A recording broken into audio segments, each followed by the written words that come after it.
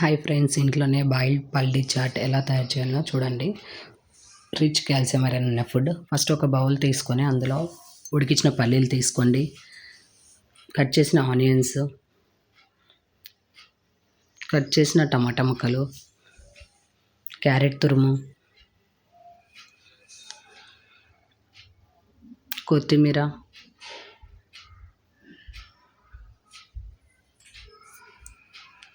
ఒక table spoon కారం,